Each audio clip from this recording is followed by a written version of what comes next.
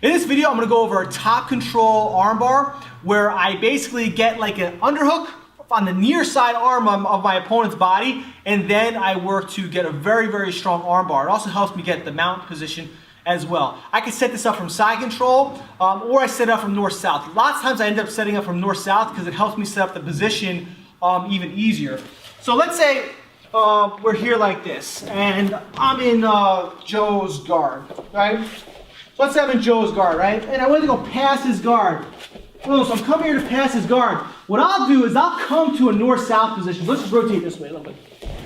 I'll come to a north-south position. Now, if both of my arms are in front of his armpits or underneath his armpits, this is perfectly fine. I need at least one arm underneath his armpit. So I have one arm over, one arm under. Whichever arm is over is going to be the attacking side.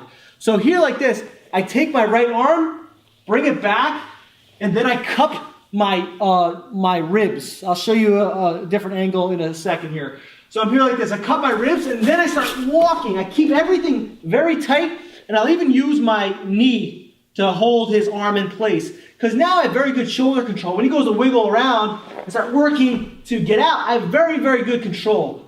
At this point, what I do is I lean back a little bit, and I take my heel, and I drive it right over his torso. It's on an angle. It actually makes it easier for me to get my my leg over. Even if his, let's say his right knee is up here, I can still get it over. Then from here I come up, I lean. As soon as I lean, I take my hand, this is the mean part, as I drive it right across his face. Then from there, I keep leaning to my right, throw my left leg over, fall back, and then from here, lots of times I will finish the armbar from here. Or I just come back here, and then I get my position. So if we do this again, right? We're here like this. Let's say I had this position. I got the north-south. I got the overhook. So just bring your legs flat for me. So I had this overhook, right? I come here. I almost get to like a reverse scarf hold position. Here. I'm grabbing my ribs. Let's just rotate this way. I want you. This is very important. Look at my arms. I'm coming here. I'm grabbing my rib. Just like this. Sometimes I'll grab their shoulder, but not in the... If we're playing with the gi on, this is actually probably twice as strong. Because I'll come here and I literally grab my own gi, and then I really have them locked in. So I find this is strong gi or no gi, but if you're playing with the gi on, it becomes even stronger. So I'm here like this. Then from here, I have this position. Lots of times I'll even go like this, because if it's not working, I'll go to a north-south choke. So when I'm here, I lean back a little bit. So he's going to, he might try to wiggle out, trying to get his arm back. I put pressure down into his armpit. Here. Come here, shoot my hips in, drive my heel right across his stomach, and then now I let go with my left arm. Plant it on the mat, drop. Then from here, I lean. Look how my foot turned. I lean, push the head down. Sometimes I'll put my hand literally on their face, or I'll just go like this. Because I don't want him to turn into me. If he try to turn into me, he's got a lot of trouble. If he turns into me, he makes it harder. That may not necessarily happen. Lots of times what I do is I just come off and I'll just restart in the position. But by going like this here, now when he goes to turn into me, he's gonna have such a hard time. I lean, leg over, here like this. Even if he grabs inside his thigh, that's common. Here, I'll still come back and get the position. Look how his, just bring his arm down. Look how his shoulder is basically pointing up. That's a super deep submission. Sometimes I'll get people to tap because they feel pressure on their shoulder and not even their arm. Then I come here and then I finish the position. I would say most of the time I end up finishing the submission without even getting the person's arm straight on them. So let's just show you different angles here. I'm here like this. I have north-south. Right arm is over. Come through. Boom.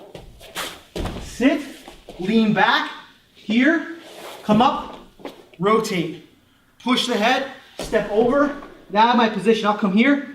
I can finish from there or finish my arm lock there as well. This has been one of my best, so at the time of this video, it's been one of my best submissions lately.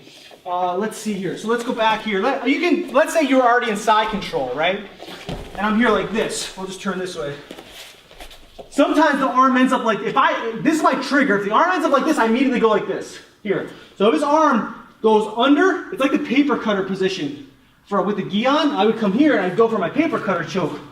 But I come here like this, and then I like to take this arm and put it over the head. I don't always keep it under. I put it over, because now I have control of his face too. So as I have control of his face here, when he goes to wiggle around, he's gonna have a hard time. Then I sit, lean, heel, here, tilt, push, drive my heel, and then I come back. Now I go to finish. So a lot of times from here, what I'll do is I'll drive my forearm into the arm and finish from there. Or if it's not working, I'll just do the normal arm lock. Even if that doesn't work, I'll just mount the person. Like lots of times this just helps me mount them. But more often than not, I get the arm bar. So try this out. If you have a decent top position and you see this happening, there's really no reason not to do this. This is extremely strong in my opinion, and I highly recommend it. So if you have any questions, comments, post below, and I'll do the best I can to help you out. All right? Peace.